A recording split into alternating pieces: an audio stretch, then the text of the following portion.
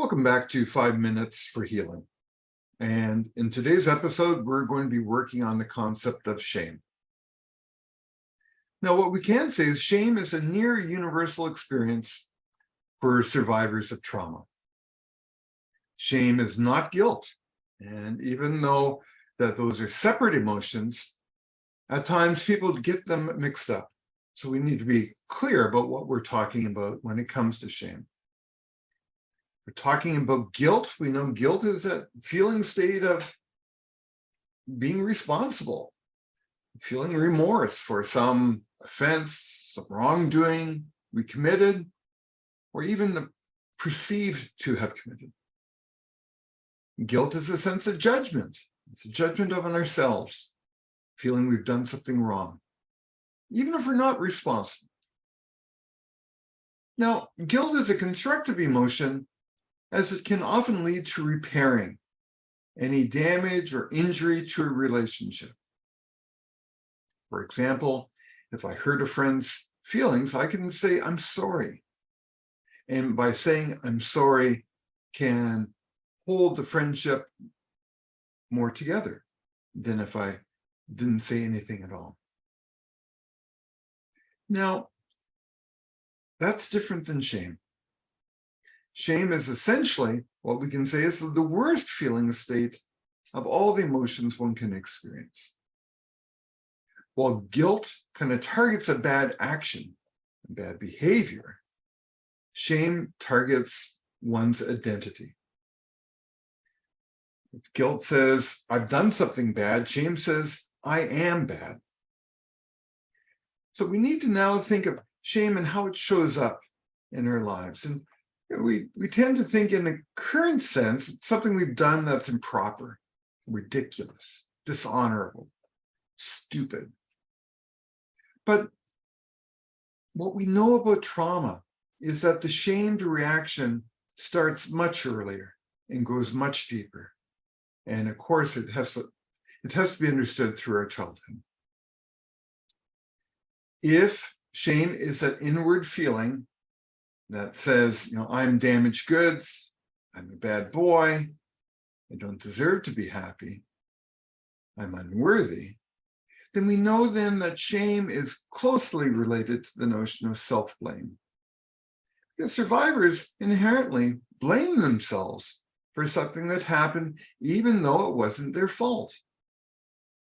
So this is a major hurdle to understand. And it's for this reason we call shame the master emotion.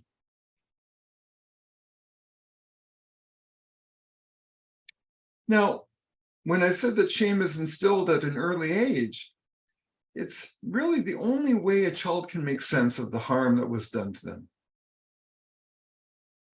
A child's eyes have to incorporate the experience through their own understanding.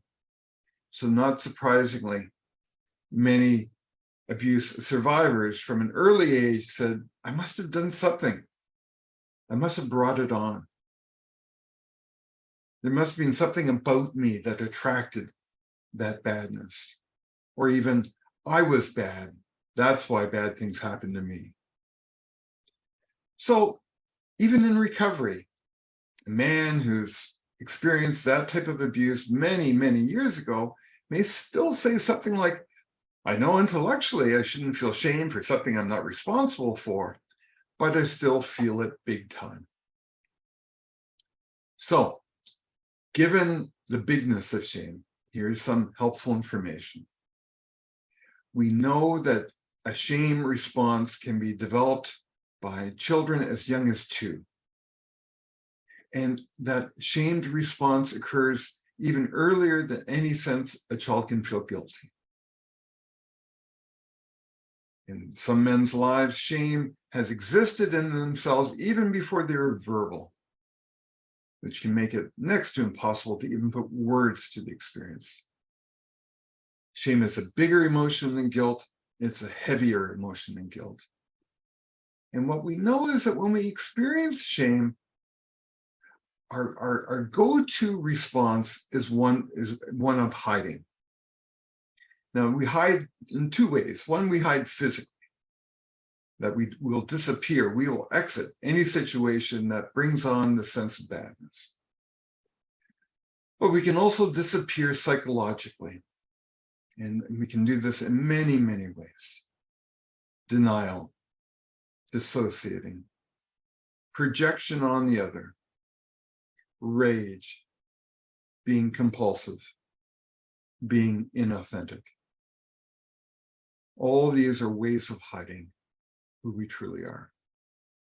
Shame is a stubborn part of abuse recovery, and yet so necessary. So the question is, how do we work with shame? It's not as simply as just wanting or planning to think about things differently. It's a much deeper emotional set than that. We know that shame can't be resolved in isolation. It can be transformed, though, in a deep relationship, like counseling or love bonds. This is where shame can be eroded. Now, the opposite to shame is a sense of dignity, self-respect. That's what we're shooting for. So, in your pondering, in your reflection, you need to remind yourself that you are not your shame. Like all big emotions, we enter those emotions, we ride them, and then the emotion will start to degrade. Kind of like watching a wave coming into the beach. It builds, it crests, and then it dissipates. So you can be watchful of that within you. You can be curious. You can be observant. Reminding yourself that there are times in your life that you don't feel the shame. And if we can develop a practice, a sustained practice of self-compassion, experienced in connection with others, then we have the best bet to emerge from this pattern of shame. Thanks for joining us today.